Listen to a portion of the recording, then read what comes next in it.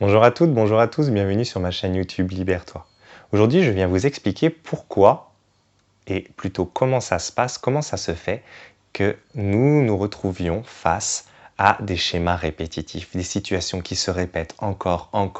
On a beau changer de décor, on peut déménager, changer nos contacts, les personnes avec lesquelles on a une interaction, il y a parfois des situations qui se répètent, comme des accès de malchance ou une impossibilité à évoluer sur le plan professionnel, plan familial, etc.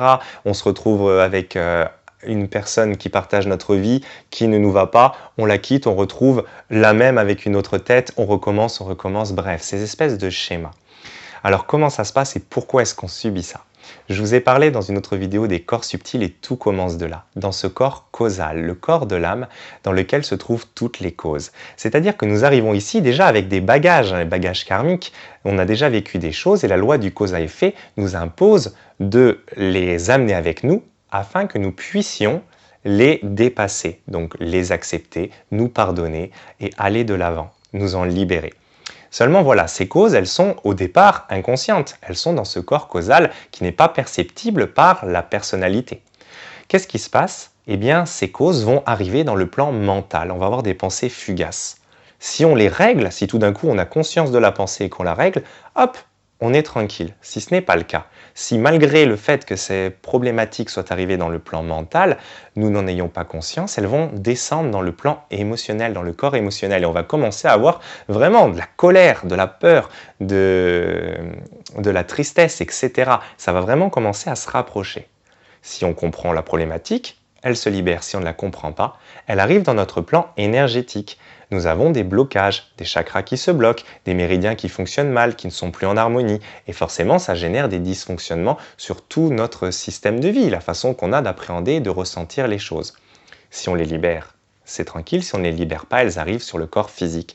Et voilà pourquoi on vous dit, ou on vous lit souvent, que telle maladie a toujours sa base sur un aspect psycho-émotionnelle, parce qu'elle vient de quelque chose que vous devez dépasser, comprendre, et à partir de là, elle s'est incrustée dans le corps physique. Voilà pourquoi je vous invite très sérieusement à aller voir dans certains dictionnaires spécifiques à quoi correspond tel mal, telle maladie. Et si donc, malgré ça, vous avez cette maladie, ce problème, que ça peut être un problème au genou, des migraines récurrentes ou beaucoup plus loin dans toutes les maladies qui existent, vous ne comprenez toujours pas, eh bien ça va venir dans la 3D. Et donc, ça va venir autour de vous afin que vous puissiez prendre conscience du problème. Il va vous être répété encore. Et pour vous en sortir, eh bien, prenez conscience du problème, prenez conscience de là où ça résonne en vous et comme un château de cartes, comme un jeu de domino, vous allez libérer tous vos corps et vous allez vous libérer définitivement de ce problème. Voilà, j'espère que cette question a répondu à une certaine interrogation que vous pouviez avoir sur pourquoi vous vivez des schémas récurrents.